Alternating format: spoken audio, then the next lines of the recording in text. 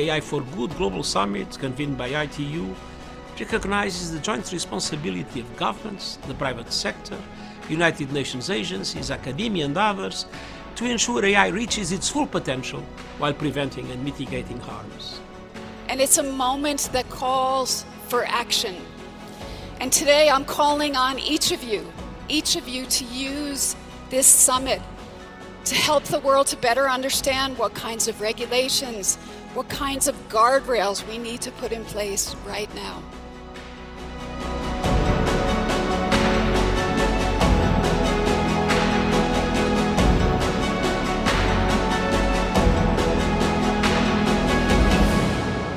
So together, let's make it innovative, let's make it safe, and let's make it responsible for all. Thank you very much.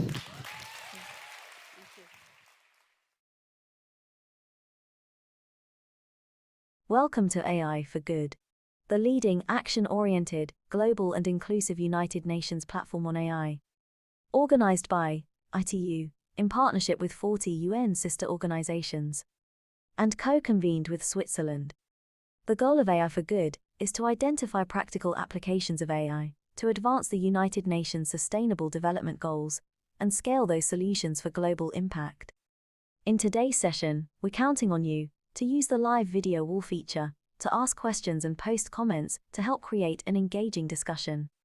We encourage you to stay until the end to chat, connect, ask questions, and network with our distinguished panelists and world-class AI experts in the neural network. It is now time to kick off the session and welcome our first speaker. The floor is yours.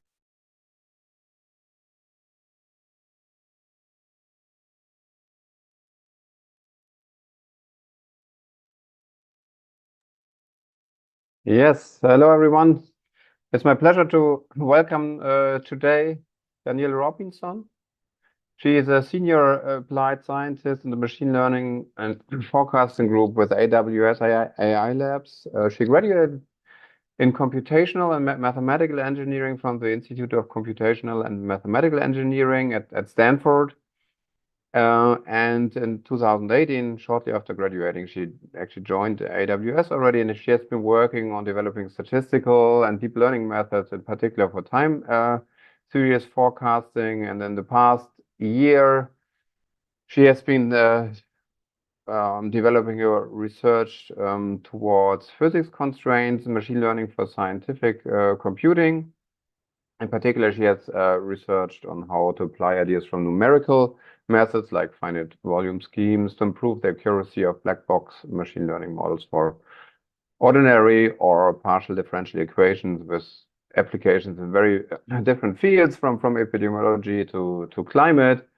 And maybe I could also note, and that's a short advertisement for a workshop that she's also leading for the RCDR workshop in Vienna in May this year, where she's actually leading a workshop exactly on those questions, how ML can help for working with differential equations.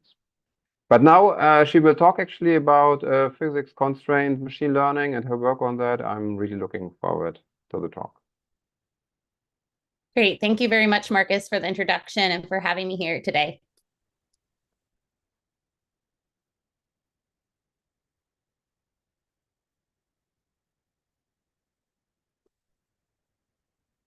Thank you, everyone. Today, I'll be discussing physics-constrained machine learning for Earth and sustainability science. This is joint work with my Deep Earth team at AWS AI Labs. Without them, the work wouldn't have been possible. So joint work with my colleagues, as well as professors that we've been able to collaborate with, PhD student interns, and Amazon scholars. So for an outline of today's talk, I want to discuss applications of machine learning in a variety of scientific disciplines, from epidemiology to scientific computing, in particular, how we can enforce conservation laws. We'll focus on spatial temporal dynamics in the second half of the talk, with applications to climate and weather dynamics.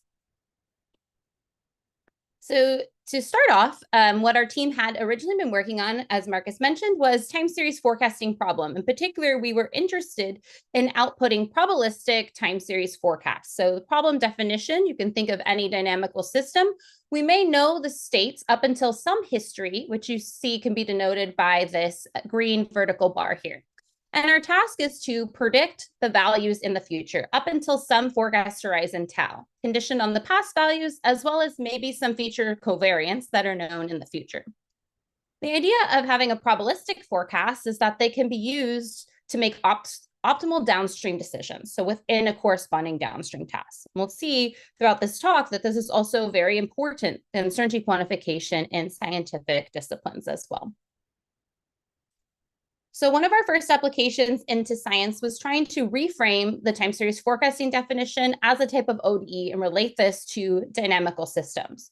In particular, in 2020, we were very interested in forecasting COVID-19 dynamics, and we wanted to see if the deep learning models that we had built for time series forecasting could be applied to these dynamical systems. And this was joint work with my intern, Ru Wang, and our L4DC paper in 2021.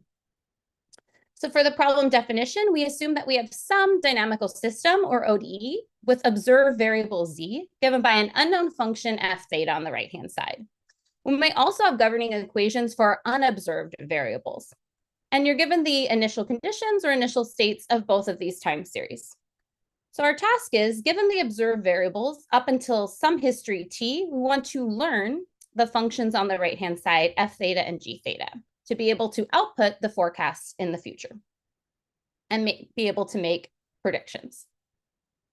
What we see is that the deep learning models struggle with distribution shifts, which are common in dynamical systems. So we study the Lochner-Volterra equations, which have been used in ecology to model population dynamics, as you see on the left, where K is one of the parameters is going to denote the carrying capacity. And also the Fitzhugh-Nagumo equation, which has been used to model squid axon neurons. In particular, C is the unknown parameter that's going to determine the reciprocal relationship between X and Y. So what we saw is we distinguished this into an interpolation and extrapolation task. In particular, we call the interpolation task where this parameter, the test set distribution of the parameter matches that of the training set. And you'll see the results of this interpolation task on the left here with a sequence-to-sequence neural network. What we see is for that interpolation, the model is able to predict the dynamics quite well into the future when the training and test set matches. However, on the extrapolation task, let's say here we take K in the test distribution to be outside that of the training, we see it failing to be able to capture the dynamics, showing the limitations of these models for a generalization.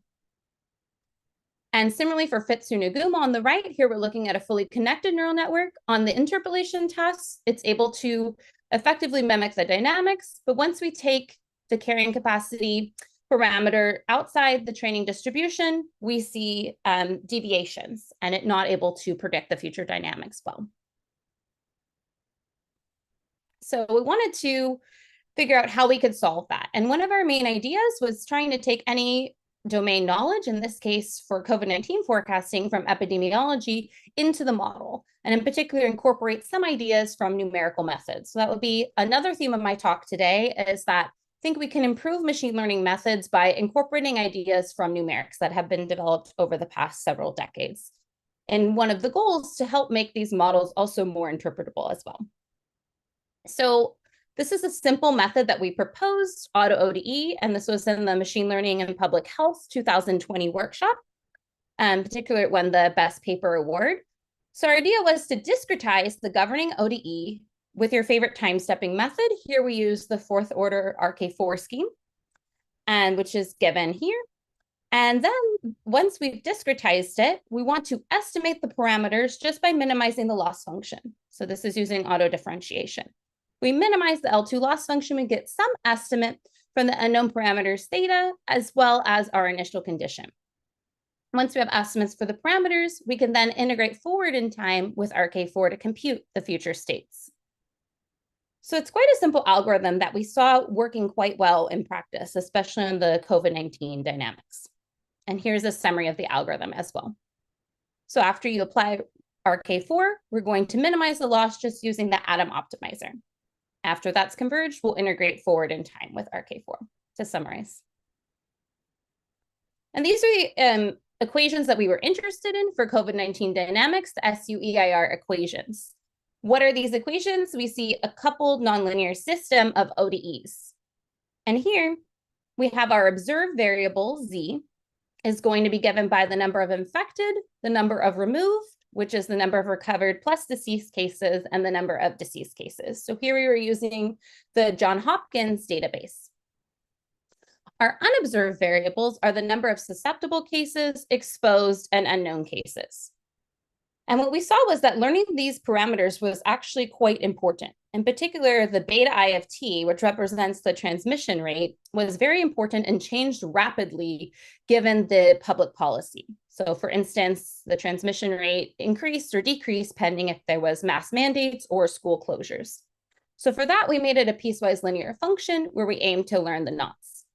The other parameters we kept constant, including the incubation rate, sigma I, the discovery rate, as well as the recovery rate. And Ni is going to be the sum of the total states of your population. So what we saw is when we incorporated some domain knowledge into the model, you'll see the auto ODE predictions in red, we were able to more effectively capture the dynamics. And here I'm also plotting plus or minus 3 standard deviations. In particular, we're able to capture the forecasts better than the best performing neural network prediction, which is in this case, the fully connected neural network or MLP shown in blue here. And this is looking at the number of infected, removed, and deceased cases for the last week of August in Massachusetts. We also did a pretty thorough benchmarking study to check different time periods and its performance across a fully connected neural network, sequence to sequence, and some more advanced architectures such as transformers, neuro-ODEs, and graph neural network-based architectures. We also compared to the pure epidemiology model, the SU-EIR equation with fixed parameters, showing that there was advantage in learning these parameters. And here I report the mean squared error. So that was their first example of trying to take these deep learning models that may have been developed for other applications and applying them in scientific domains. We saw the challenges were in terms of generalization, and they can be quite brittle in extrapolation. And those themes will continue through the rest of the talk as well. Here, I'm going to be focusing now on spatial temporal dynamics, in particular, how we can model partial differential equations using deep learning and enforce physical constraints. The first one we're going to look at is how can we enforce conservation laws within these black box models, and then boundary conditions. So first, what is a PDE and how can we model these spatial temporal dynamics that are ubiquitous in science and engineering? So here we'll say we have some system where F represents a differential operator. This is what we'll denote as the PDE. We want to predict this unknown solution, U of Tx, at some future time t. And we're given an initial condition as well as a prescribed boundary condition. As I mentioned, the types of physical constraints we'll look at are conservation laws, where here the differential form has this particular form where it can be written as the divergence of a corresponding flux function. And we'll see that using this divergence form can be helpful. And then you also have corresponding boundary constraints. So we'll have the dynamics on the interior of the domain and separate dynamics on the boundary, which can really drive the flow on the interior. Applications of PDEs, as I mentioned, are ubiquitous from aerodynamics to ocean and climate, as well as reservoir modeling. We're going to use the generalized porous medium, or the GPME, as a benchmarking framework of how we can go from, quote, easy to hard PDEs. What's an easy example would be the simple diffusion or heat equation. So that's when the coefficient here, this K of U, is just constant, which has a smooth solution over time. Then we'll go to this porous medium equation case, where now K of U is nonlinear. In particular, it depends on U to the M. And this is the relationship between the unknown pressure and the corresponding density. And what we see is that on these more challenging cases with the nonlinearity, well, these equations will start to behave, quote, degenerate parabolic and not be smooth in nature. In particular, we can have sharp fronts or shocks starting to form. This equation provides a nice benchmarking framework and has been used in several applications, from nonlinear heat transfer to the fluid flow or modeling of gas through a porous medium, as well as groundwater flow with Boussinesq's equation for m is equal to 1. And lastly, the Stefan problem is the most challenging case we'll look at, where here we do have a shock forming. So we have a discontinuous nonlinear coefficient. And this has also been used in foam modeling and crystallization. So to review, what is this peculiar world of degenerate parabolic equations I studied in my thesis was in numerical methods. So we know that classic parabolic equations, let's say here we have the familiar form of the variable coefficient problem, where k just depends on x. If we take this initial condition on the left, evolve it forward to some time, we'll see that it smooths over time. But what happens when we have this nonlinearity where the k of x goes to u? What you'll see is that over time, the sharp front starts forming, in particular separating the region with fluid from the degenerate region that does not decay over time. So it moves to the right with a finite speed, which is typically more challenging for numerical methods as well as ML methods to capture, which favor more smooth dynamics. So we really wanted to stress test these equations, these methods on this equation. So here's an illustration of that easy to hard paradigm. The common diffusion or heat equation on the left, we just see a sinusoidal initial condition is damped over time to 0, versus the PME, which we saw as this front traveling to the right with a finite speed. And then lastly, the Stefan equation, where we do have a shock forming. You can model the interface between two materials, such as air and water.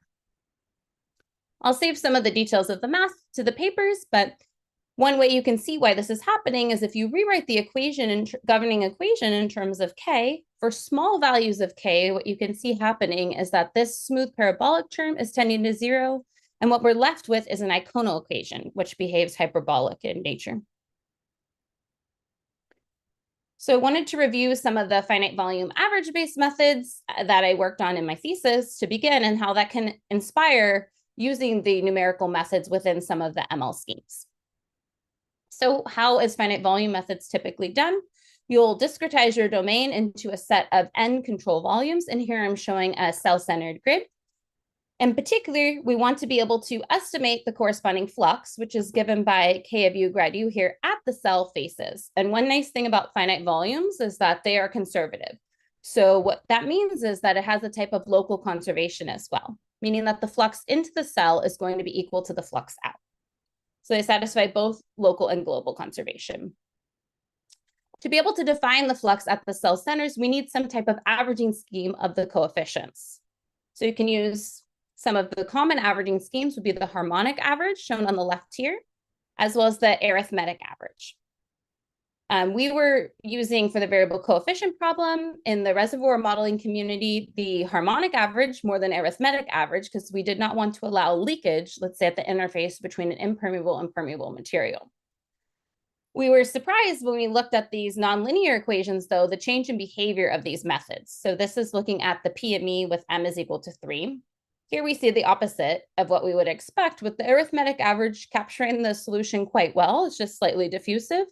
But the harmonic average suffers from this numerical artifact of significantly lagging behind the true shock position. And this actually does not resolve as we refine the grid cells. We also look at what is happening for the temporal profile. So rather than just plotting the solution at a particular time point over space, since it's self-similar, we can plot the solution at a particular x coordinate over time as well.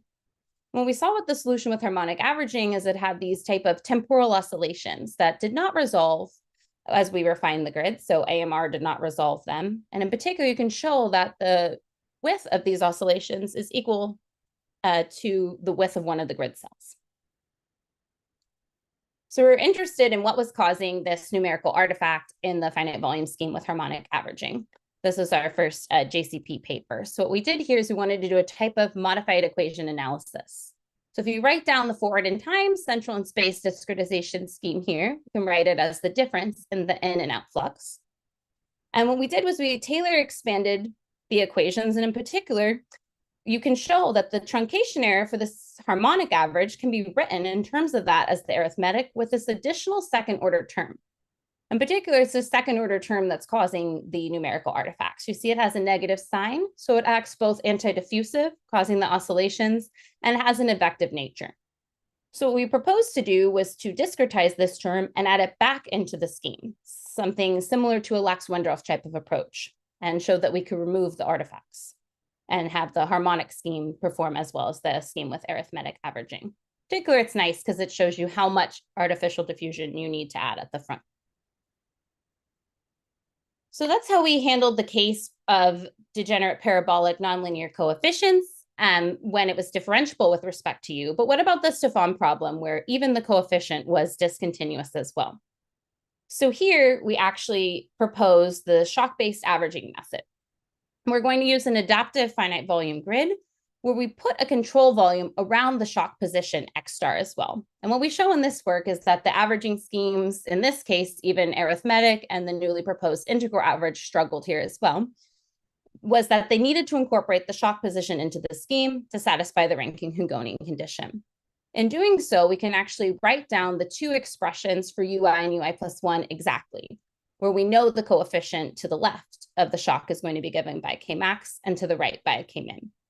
And we can approximate this shock location by using the speed function from the Rankine-Hungonian condition. It can also be viewed as a level set type of approach. So here I just wanted to show examples of how numerical methods typically solve these type of equations and see if we can incorporate any of this knowledge into our deep learning models.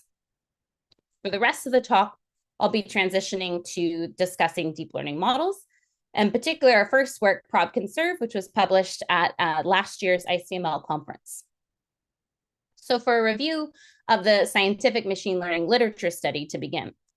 We just saw numerical methods such as finite volumes in particular, an advantage is that they're conservative. However, you do not get uncertainty quantification out of the box. These methods give point prediction.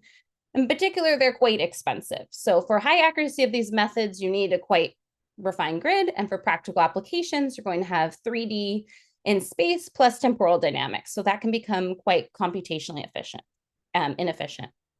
And in particular, each of these simulations needs to be rerun for different initial conditions, as well as PDE parameters, such as the diffusivity or viscosity, which may not be known exactly a priori. And they're not resolution independent. For different grids, we also need to rerun these expensive simulations. So since 2018, there's been the advent of deep learning models for PDEs in scientific computing, beginning with physics-informed neural networks, or PINs by Rossi et al. What these methods do is they add a soft constraint to the loss function, which represents the PDE. Since it's just a soft constrained approach, though, these methods are not guaranteed to satisfy conservation exactly. In particular, they also do not provide uncertainty quantification estimates and do need to be run for different initial conditions or PDE coefficients. Advantages of these methods, though, is that they are resolution independent. However, they do work better if you input collocation points. Neural operators, on the other hand, have also been recently developed by Li et al. With the Fourier neural operator and Gupta et al. With multi-wavelet neural operator. Those, instead of parameterizing the solution with the neural network, aim to learn the solution mapping from either PDE coefficients to solution or initial condition to solution. So these are nice in the sense that we can do inference with different initial conditions or PDE parameters. And they're also resolution independent, meaning that you can train on a coarse mesh and then provide inference on a finer mesh with about the same order of accuracy. Now, of course, there's limitations in what resolution independent means in practice as well. For example, if your coarse grid does not have, let's say, subgrid turbulent closure effects, you will not be able to resolve that on the fine grid as well. Also, these methods are not guaranteed to be conservative since they're purely data-driven. And lastly, there's been conservative ML models proposed by Lorenzana and Buchler et al. And what they're doing is hard constraining the last layer of the neural network to output a symmetric or divergence-free tensor and satisfy conservation with applications in climate. So these methods are also very interesting. What we'll talk about now is our ProbConserve, which is going to enforce conservation as well as provide uncertainty estimates. So to review, we're going to be looking at the differential form of conservation laws, where we can write that in terms of the divergence of this corresponding flux function. What we're taking from finite volume methods is the integral form of the conservation law. So typically, as we saw, this differentiable form has been used in scientific machine learning, but can we use the corresponding integral form? So what is the integral form? It has a nice physical interpretation, is that if we integrate this equation over space, you can use the divergence theorem or Stokes theorem to show that the divergence of the flux tensor is just going to be given by the corresponding integral of the flux on the boundary, which can be known. So in particular, in 1D, this simplifies to just the difference between the flux in minus the flux out. In higher dimensions, we can approximate this by summing this difference over the corresponding directions. So what we show in this work is that we can enforce the integral form within a black box model as a linear constraint. So we do assume that we have this boundary flux linearity assumption, meaning that on the boundary, our function depends just on t rather than on u. And these are the type of equations that we look at. So we're looking back at the GPME, ranging from easy to hard for the diffusion equation, with smooth dynamics, PME and Stefan equation. And then we also look at hyperbolic problems such as linear advection and nonlinear Burger's equation. We also published a longer version of this paper in Physica D nonlinear phenomenon so that we could attract both the machine learning community as well as the physics and numerics community. We're currently working on extending this to nonlinear constraints as well, which can be done using a iterative nonlinear least squares solver. So the algorithm is actually, again, quite simple. The input is going to be your constraint matrix G, which can be a discretized version of the integral using your favorite integration scheme, the constraint value B, and then this corresponding noise term sigma G determines how tightly you want to enforce the constraint. So if we want exact conservation, we can set it equal to 0. In some applications, enforcing the constraint loosely due to numerical errors can actually be beneficial. So we provide this type of tolerance parameter. Step 1, you're going to calculate the black box prediction over the output grid to get some initial estimate of the mean and covariance matrix. So F theta can be any probabilistic black box model. So in simplest case, it could be a Gaussian process.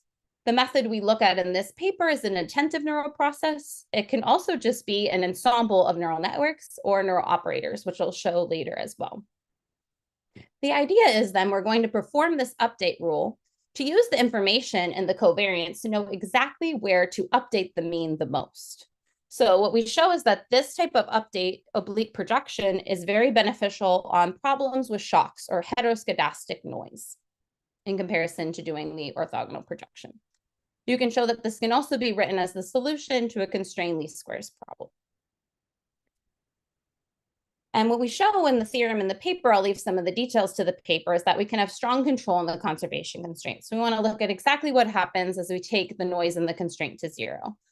We show that the sequence converges monotonically. As I mentioned, it's also the solution to constrained least squares problem, and will satisfy the constraint GU equals B exactly.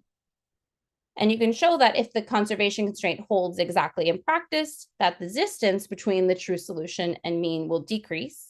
And we also show monotonic improvement in the log likelihood metric. So here's an instantiation of what this model would look like with the attentive neural process. So it's going to take the input data. So we're going to have spatial temporal input pairs, TI and XI, and the corresponding solution. So this, as well as neural operators, is trained on supervised data where we will need some type of reference solution. This is going to be our output grid, which is fed into the attentive neural process to give us some initial estimate of the mean and covariance. We'll then feed that into step 2, our probabilistic constraint, to update them, where now we'll be projecting onto the constraint subspace to satisfy conservation exactly. And here's the model training steps. So we show that we can justify breaking it into 2 separate steps. The first, training our black box model, and then enforcing the constraint using corresponding Bayes rule here. And we'll see that the theta parameters only appear in the first term, meaning that we can first optimize that in the neural network. For evaluation criteria, we look at 4 different criteria: the integral versus differential form. How much was it advantageous using the integral form from finite volume versus the commonly used differential form in scientific machine learning? The strong control in the conservation constraint, what happens in practice is we take sigma G to 0. Our easy to hard PDE benchmark, how the model performs, and UQ for the corresponding downstream tasks. The baselines that we look at are the unconstrained data-driven model, the AMP, which minimizes the evidence lower bound, the elbow. Soft C AMP is going to be based off of pins, where we just add the PD as a soft constraint to the loss function. And then hard C AMP is based off of the recent iClear paper by Neger et al., which is doing a similar type of hard constraint, but using an orthogonal rather than oblique projection. In particular, we'll have our update rule by setting sigma, the covariance matrix, equal to identity here. So this is going to be enforcing the constraint uniformly across the domain. For strong control in the conservation constraint, we look at the PME with varying values of M. So as M increases in this equation, the solution becomes sharper and sharper and more challenging. So what we show is that as we take sigma g to 0, meaning that the precision is tending to infinity, this is looking at the norm of the conservation error, that conservation error tends to 0. So we're satisfying conservation exactly. Showing theorem 1 holds in practice. Also, we see monotonic improvement in the log likelihood as we take sigma g to 0. MSE is interesting though. So if you're interested in MSE as the metric, what we see is as you go to sharper problems, such as M equals 3 and M equals 6, there's actually a sweet spot with sigma g non-zero, where you can minimize the MSE metric. So we show to improve the performance on the PME, you can also add a type of artificial diffusion to smooth any artifacts that are happening at the shock location as well. Let's start looking at the results of the equations. So this is somewhat surprising. Even on the simple diffusion or heat equation, what we see is that the attentive neural process, unconstrained shown in red, violates conservation of mass. And in this case, the conservation of mass should be 0. We have 0 net flux from the domain boundaries. Also, adding the soft constraint or the pins lost to the loss function still violates conservation of mass. What we see is that the only methods that satisfy it exactly are the hard constrained approaches, our prob conserve and hard C. This is the corresponding solution profiles. What we see is when we visualize the mean, and then this is showing plus or 3 standard deviation, that the noise is relatively homoscedastic on this easy problem. We'll see then, even though some of those methods violate conservation, they still perform relatively well. And we do see on this homoscedastic case, the orthogonal projection performing the best. But let's see what happens as we go to more heteroscedastic data, more challenging problems. So here we're looking at the PME for various values of M. As I mentioned, it becomes sharper as M is increased. And we see that the uncertainty is heteroscedastic, meaning that it has the largest value at the corresponding degenerate or shock position, which you see also in terms of the error profiles here, as you would expect. And what we see in terms of the metrics is that this is the problem where prob conserve or using the oblique projection can be advantageous. And we also show by adding artificial diffusion, you can further improve the performance. Lastly, for the Stefan equation, where we have a shock forming, we do see similar trends that conservation of mass is violated by the unconstrained AMP as well as the pin solution, which are having a curve that is linear, where the true curve is proportional to the square root of t, which we are able to satisfy in our constraint approach. More importantly, let's see what happens on the shock location detection task. So here we're showing the solution to the Stefan problem. And you'll see that the AMP here, the true shock is shown by the black curve, is a little bit early and is diffusive. But what we see is when we apply our prob conserve constraint is that we're more accurate to capture the shock location. In particular, it moves this over and more sharply captures it.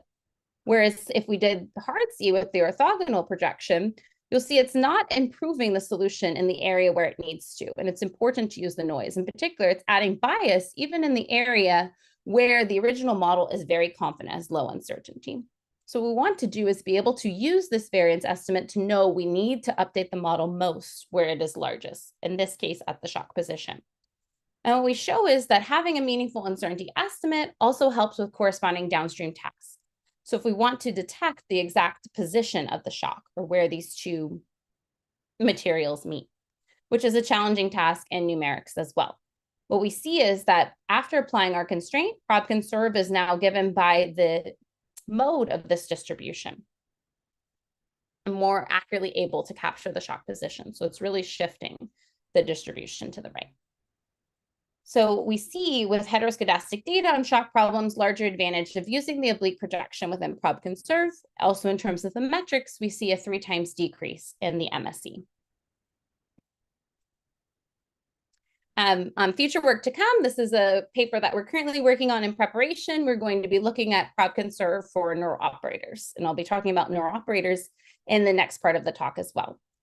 So what we saw is step 1 is coming up with a meaningful variance estimate, which is what we look at in this paper. We actually show that using ensembles of neural operators can perform better than Bayesian type of approaches, which was interesting, in particular for the out-of-domain task, which we're interested in terms of extrapolation of PDE parameters. And out of domain, we show that the ensemble performs well because it's able to enforce diversity in its models. And then we propose a cheaper way in Diversino to do the ensembling using a regularization term and feeding that into prob-conserve to satisfy conservation as well as improve the out-of-domain performance. So that's future work and also a 2D example that we're looking at. What we want to do is basically have these uncertainty estimates correlated with the largest error regions. So we know exactly where we need to improve the solution. So that was a sneak peek into some future work that we're working on. In the next part of the talk, I'll talk about the next physical constraint we look at, which are boundary conditions. In particular, we look at enforcing those in neural operator type methods.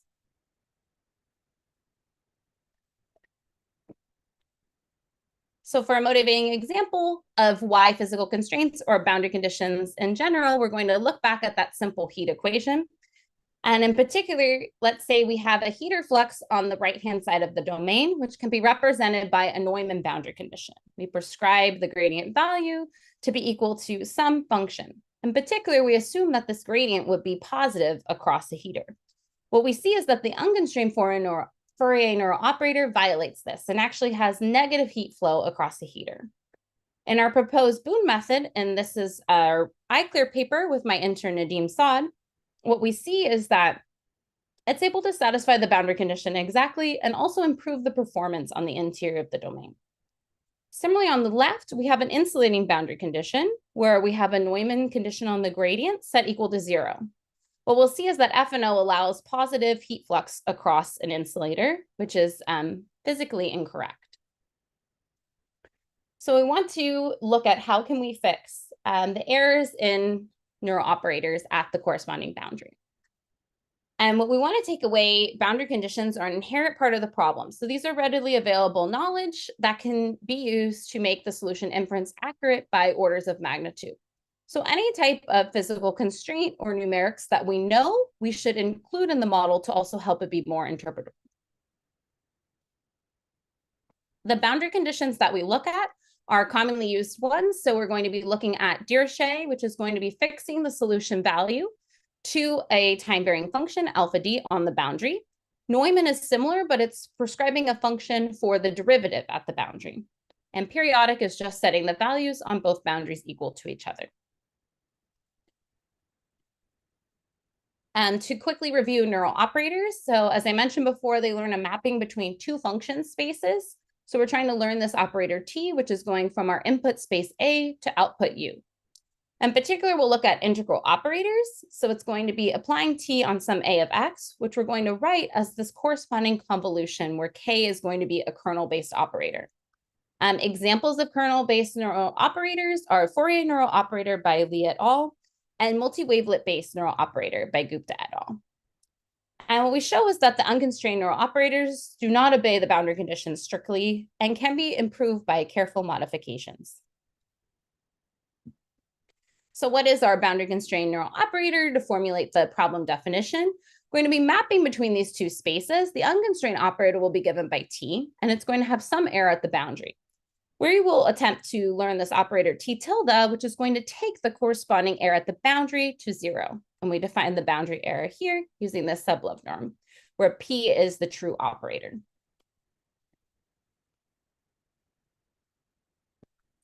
The key intuition is that we have some input A of Y, which can be our initial condition, which is going to satisfy the constraint by definition. What we want to do is manipulate the kernel to propagate the constraint. such that the output at future times, u of tx, will satisfy the constraint. So again, we use techniques from numerical analysis, here numerical linear algebra, to manipulate the corresponding kernel matrix using simple elementary matrix operations. So here I show the matrix schematics. We don't actually form the matrix in practice, but this is just to illustrate the idea. So if we take our kernel matrix K and multiply it on the right by this elementary matrix and on the left by this elementary matrix, we want to isolate that first element in the first row for the corresponding left boundary. And then we'll set it equal to the function. Neumann boundary conditions are similar, except we have these purple weights for the finite difference stencil of the derivative. And periodic will just be setting the first and last value equal to each other. So in terms of the algorithms, as I said, we don't need to form the matrix exactly. All we need is access to some matrix vector routine, kappa, which is going to be given by the corresponding kernel operation. So which basis you're using, Fourier or multi-wavelet, for instance. We just need a fast way to calculate that matrix vector product. And what you see here, what we're performing to enforce the Dirichlet boundary conditions is actually just simple Gaussian elimination. We're going to isolate that value and set the first value of u equal to the corresponding boundary condition. Neumann is quite similar, except we have this additional step with the finite difference stencil. And for periodic boundary conditions, we're going to be setting the two value, doing a weighted linear combination of the two boundary values, and then setting them equal to each other. So in terms of computational complexity, if we have a kernel evaluation scheme K with cost nk, our kernel corrections can be reduced to only 3 kernel calls, meaning that we have the same computational complexity as the unconstrained neural operators. And this is just a schematic of the model. So we're taking our input and upsampling it through a fully connected neural network. We have our Fourier layers, which here we modify to have K boundary. And this is going to be our nonlinear activation function going down to the downsampling layer as well. And what's happening in the schematic is actually an illustration of the algorithms from the corresponding page. That's an overview of the architecture, and moving to the results, we again study several canonical problems, beginning with 1D Stokes second problem with Dirichlet boundary condition. So you see the unconstrained FNO solution in the bottom row here has quite large error at the boundary, denoted by the darker red color. And what we see is, as time progresses, that this error actually propagates to the interior of the domain, which was an interesting finding, that the boundary error is actually influencing the error on the interior. However, with our Boone scheme, what we show is that if we correct the boundary error, and you'll see here, able to capture that, we have smaller error on the interior of the domain as well. Corresponding the metrics. So here I'm reporting the L2 error, and in parentheses, the L2 boundary error, which will be 0 with our Boone method. And comparing it across different values of the viscosity, we see that we have pretty similar error values. Comparing to baselines, the unconstrained FNO, PNO is FNO with adding the pins loss to it, as well as another operator method, DeepONet. And we see these methods actually have significantly large error at the boundary, as well as on the interior of the domain. Next, we look at the 1D Burgers equation with a shock moving to the right over time. We see that once that shock hits the right boundary, the error with FNO grows exponentially, whereas with Boone, we're able to stay constant. And this translates to a 4x to 30x improvement in accuracy as well. We also look at Burgers' equation with periodic boundary conditions, which was an interesting finding that there's even some error in FNO even on periodic boundary conditions. There have been other approaches to approximate the boundary conditions by changing the basis, subject to which boundary conditions you have as well. And here we're showing the results for varying grid resolutions from coarse at 32 to finer at 128. We have approximately the same accuracy, showing the resolution independence property. For a 2D example, we look at the 2D Navier-Stokes equation with lid-driven cavity flow. So in particular, this is a nice example that shows the boundary conditions are actually driving the dynamics. We're looking at the vorticity field here, and in particular, our initial condition, the only non-zero velocity is given by the value at the top lid, which is going to drive the flow into the interior of the domain. We show that our solution qualitatively matches the ground truth, as well as the error metrics are significantly lower than the unconstrained model. And here's the corresponding metrics for different Reynolds numbers. So going from more turbulent flows with larger Reynolds number here. We see that the error again on the boundary is quite large. And it's interesting what we saw with Pinot was that it was also not able to improve the performance even of FNO as well. And we look at the 2D wave equation with Neumann boundary conditions and have similar findings. And lastly, the 1D heat equation with Neumann boundary conditions, which was our motivating example. We show for various grid resolutions, we're able to improve the error. It's surprising the large error with DeepONet here as well. And lastly, we want to show that we do not violate the resolution invariance property of neural operators, meaning that when we train on this coarse mesh, we can perform inference on finer mesh with approximately the same error. Now, this is different than what we see with classical numerical methods, that as you take the grid resolution to infinity, the error should tend to 0 for models that converge. With neural operators, we have this property that does not depend on the resolution of the grid. And lastly, I want to discuss our connections to weather and climate. So another recent paper from our group at this past NeurIPS was on precipitation nowcasting. So the idea is, how can we incorporate some of the more canonical problems and ideas that we've seen from scientific computing and numerics to real world data. So we in particular study this precipitation nowcasting problem where we have a large amount of satellite data. So here I'm visualizing the Sylvie data set, and you can see that it's given in intervals of 10 minutes. This is showing the current precipitation. So our goal for this spatial temporal forecasting task is to predict the rainfall for the near future in 0 to 6 hours. And we've seen deep learning methods be able to do these short-term forecasts. They struggle more on the medium to long-range forecasts as well. And we saw that classical numerical simulations can be very compute expensive.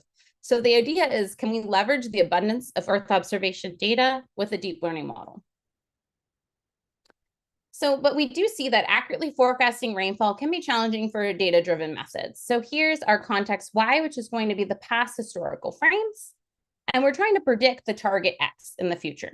So this is just an example of common deep learning methods for precipitation nowcasting. Convolution LSTM was one of the first methods for this, developed in 2016, to the more recent Earthformer by my group as well. These are showing the future trajectories. What we see is that these methods are accurate on average, but with handling uncertainty, there's limitations. In particular, we have blurry predictions by these deterministic approaches. So it's not able to capture kind of the fine-grained dynamics that are in the target. And they're purely black box data-driven, as we saw earlier. That's ignoring domain knowledge and can result in physically implausible forecasts. So what we propose here is actually to use a diffusion model, which has been very popular in machine learning over the last year, for precipitation nowcasting. In particular, we'll use a latent diffusion model. And we're trying to use a type of knowledge alignment to enforce the physical constraints. So similar to what we saw with ProbConserve, this is going to be another probabilistic two-step framework. So what we're going to do is take, in step 1, we'll train this data-driven prediff with our autoencoder E and decoder D. And in particular, Y is our past context frames, which are going to pass through the encoder to get Z conditional. And here's where we're going to do the T denoising steps. So we're going to start with the Gaussian noise, and we're going to denoise that further in time, and then pass those denoised 3 frames through the decoder to get our corresponding prediction X. So the interesting part is we changed the latent diffusion model to use the Earthformer UNet backbone. In particular, Earthformer was also developed to model spatial temporal dynamics, as we saw in the earlier slide. And it's effective at doing that with its novel cuboid attention mechanism. So that will give us some probability distribution for the diffusion model, P of ZT, given ZT plus 1 and ZCon in the past.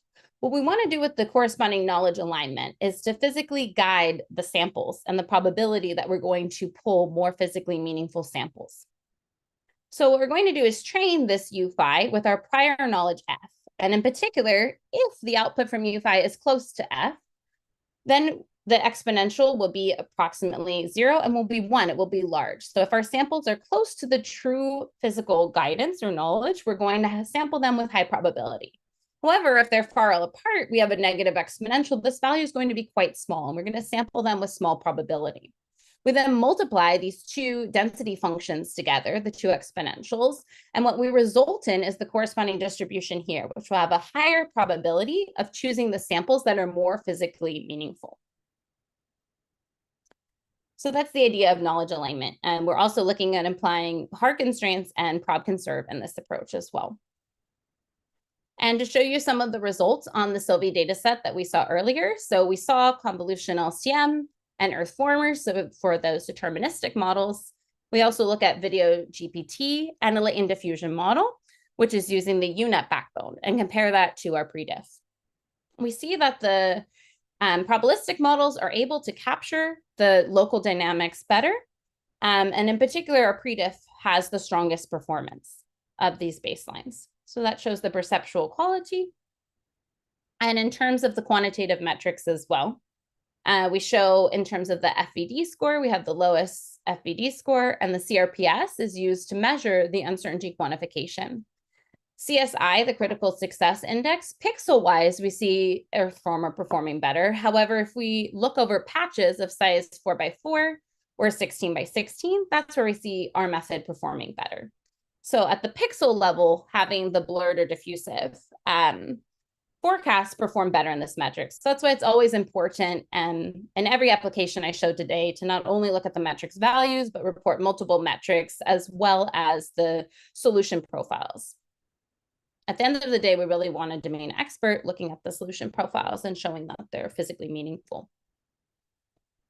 So I want to show the example of knowledge alignment on the average intensity for extreme events. So typically another important application of these deep learning models will be for extreme event prediction. So we want to look at, in particular, extreme rainfall events as well as extreme droughts. So we can use our knowledge alignment for this as well. We're going to calculate a distribution on our output. So we're going to train a simple probabilistic time series forecasting model, a normal distribution of our mean, mu, and then a corresponding variance, sigma. And we're going to propose prediff knowledge alignment guided with this anticipated intensity, can be predicted by the simple time series model. And what we see is it's going to be flexible at highlighting possible extreme events, such as rainstorms and droughts, as well as maintaining fidelity and adherence to the true data distribution. So you'll see prediff here, and what we can do is we can go +2 standard deviations and +4 to simulate these extreme rainfall events and what that would look like. We can also go on the other side of the distribution to -4 standard deviations to see what a specific drought year would look like as well.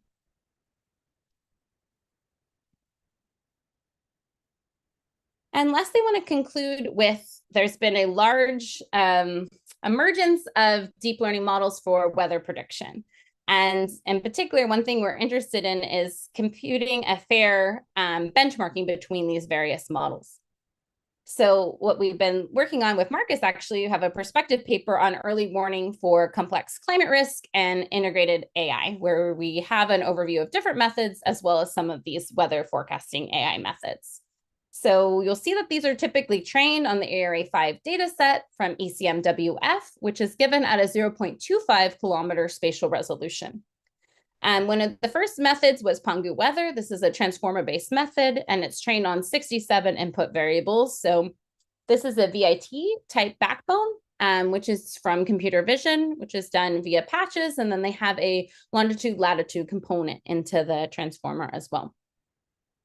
Going to GraphCast, which has made a large impact over the last year. This is trained on the largest amount of variables from ERA5, 221, and this is using a GNN type backbone. In particular, it's an encoder processor decoder structure, and what they use is the multi-scale mesh graph net, which had been used in modeling dynamics and simulations prior. What's nice about the multi-scale version is it's also taking ideas from numerical analysis. We see the multi-grid method coming into play in the hierarchy of meshes that they use in GraphCast. And then another one of the first methods, deep learning methods for weather, was ForecastNet by NVIDIA and Lawrence Berkeley National Lab, which uses an adaptive token mixing transformer based off of the Fourier neural operator. And that's using 24 input variables. So we see These methods, it's hard for a fair comparison since they're trained on a different number of input variables from ERA5 as well as a different number of parameters. So far, GraphCast has been tested on the medium range forecast, but we do see these models struggling for long-term forecasts, especially on the climate scale, and also the stability of these models over time. What we aim to do in this work that's also in preparation is have a fair comparison between these models and try to really understand, is there an advantage to one of these particular architectures for weather forecasting, or is there an advantage to what's been seen in the literature because one method is trained on more data versus the other, for instance. So here we simplified the problem to look at the simple 2D Navier-Stokes data set with periodic boundary conditions and just want to do a thorough benchmarking study comparing these methods. We look at a UNet compared to FNO, ForecastNet, as well as GraphCast here.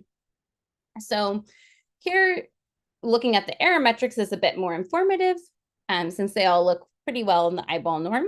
So we see as FNO and UNet perform quite well, ForecastNet also, but it does have these patches that start to form with the transformer typed models. And GraphCast, you can see we use the 2 hierarchy. You can actually see the hops in the error here as well. On this simpler problem of a uniform grid with periodic boundary conditions, we did not find advantages of using the GNM model. That was actually harder to train here. If you looked at more triangular and structured meshes, that's where we saw GraphCast performing better. And for our quantitative results, as I mentioned, we wanted to do a fair benchmarking study of comparing these various architectures versus the number of parameters and seeing how well they scale. So we found some interesting conclusions from this. So going back to conv-LCM, it performs well up until it gets to 1 million parameters, and we see this U-shaped curve start forming where it starts to overfit. For some of the other methods, though, the Swin transformer performs quite well. It just becomes very computationally expensive when you get to larger than 2 million parameters. We see the most positive signs are actually for the FNO-based architectures, where we do see them actually scaling quite well with large number of parameters and not saturating. So this is an initial investigation, and the next steps will be also working on the weather bench data set. So to summarize, I wanted to mention these methods are very powerful and have had large impacts already of bringing AI, but there are limitations to these in practical scientific contexts. In particular, these methods blow up over time, especially, as I mentioned, for longer climate length scales. We have no notion of numerical stability, consistency, or convergence as we do with classical numerical methods. As well as for these methods, there's no uncertainty quantification, they're only deterministic predictions. So as we saw earlier, even on simple problems, there's no guarantee physical constraints are being satisfied.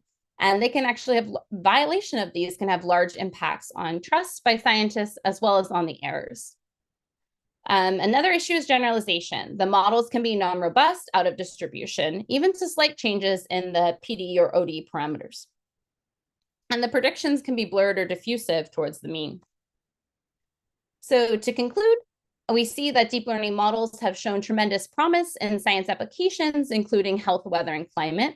They make use of a large amount of Earth observation data from satellite images that we have now to ERA5, which has hourly data back to 1979, and the CLIMP6 data set that was used in Microsoft's ClimateX model. They're successful on short to medium range forecasts, but common limitations include their unstable on long range climate predictions, as we saw, the poor generalizability, and less interpretable than classical models. What I hope I've conveyed is that advanced numerical methods need to be incorporated into the deep learning models, so more of a hybrid approach to effectively model continuous dynamics in scientific applications. In particular, we would like uncertainty quantification for downstream tasks.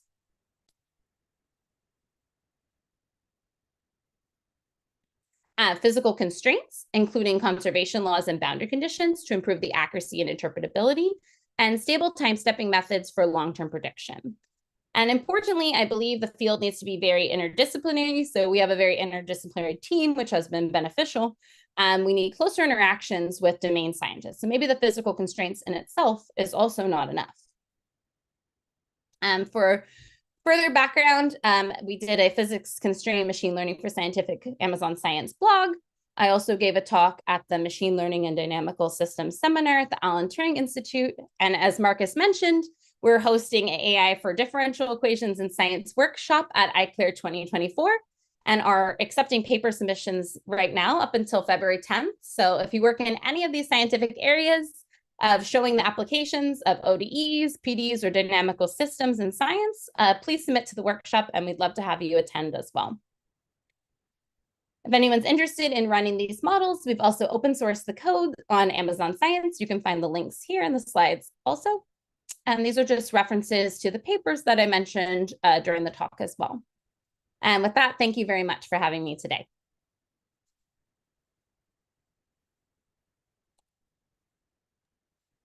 Yes, thanks a lot for this very rich talk. Thank you.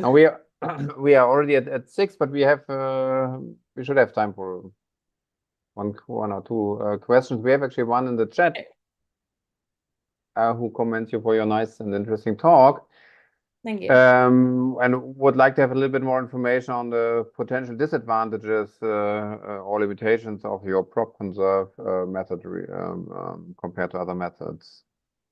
Sure. Yeah, that's a great question. So for prop conserve, one disadvantage, as I mentioned, is it's a framework for linear constraints. So we're looking at enforcing that for nonlinear constraints. Also, we're enforcing global conservation rather than locally as done with finite volume methods. So what we've seen is when we're studying some of these challenging out of domain problems, that even in adding the prop constraint is not enough. So we made a more fine-grained local conservation constraints to improve the performance out of domain as well. Oh, yeah, thanks. And then there's another question regarding your predictive approach, the last one. How you would classify it as, is it more a hard constraint or is it soft constraint approach? Yeah, that's another great question. So predictive is more, I would classify as a soft constraint approach. So we're kind of guiding the chance of, by adapting the likelihood to choose more physically meaningful samples, but there's no guarantee that it's going to satisfy, let's say, conservation as a hard constraint. So other follow-up works to that would be imposing a diffusion method within prop conserve. So we could also test a hard constraint baseline there as well. Yes, so actually I had also a question regarding this approach. It wasn't clear to me, how do you formalize basically the knowledge constraint when you had this function f, but it wasn't clear to me what you really take from the domain science. Yeah, what's the example of f? Exactly, yeah. That's a good question. So in the paper, we look at a simpler machine learning data set, moving MNIST, where f actually does satisfy conservation of mass, so we can have an explicit formula for that. And then on Sylvie, we actually use f as the average intensity. So sometimes it's not exactly a physical constraint, but any prior information you can put in there that guides the learning process, you can encode in f. So it's a little bit like approximate Bayesian calibration. So you take any summary statistics that can be informative about the process and... Exactly. And it's a nice simple approach to just updating the probability function in the diffusion model. Yes. Very nice. Great, thank you. Okay, yes, thanks again for the really great presentation. There will be also a chance, I don't know if you have time or not. I saw you were already called for another meeting, but but otherwise it's also possible to connect all the audience, but also with you in this neural network afterwards, where one can just log in. Yes, I'll join in there as well. It's variable. Sometimes there's still some questions, sometimes not. We will see. Okay, thanks again. Oh, great. Thank you again, Marcus, and thank you for having me. Thank you for participating in today's AI for Good session. We hope you've learned something new, innovative, and engaging in today's event. We now encourage you to continue the conversation on the live video wall in the neural network. Here you can ask questions, like and comment, share links, complete the poll, connect with interesting profiles, or speak one-on-one using the chat and video function. We invite you to explore the lobby, try the smart matching quiz, visit the virtual exhibits, poster boards, the eShop, and build your personalized AI for Good program. Let's shape the future of AI for Good.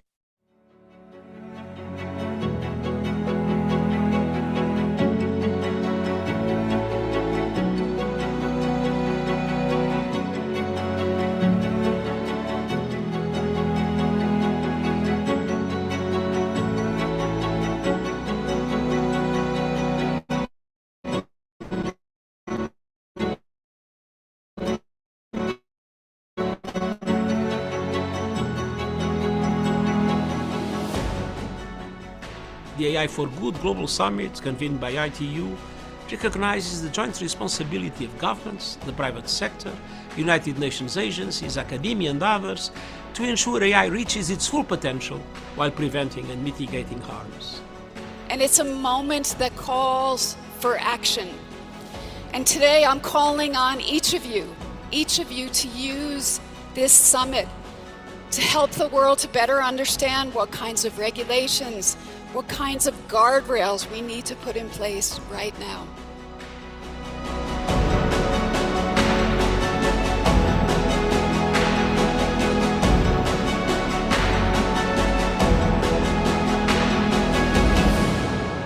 So together, let's make it innovative, let's make it safe, and let's make it responsible for all. Thank you very much.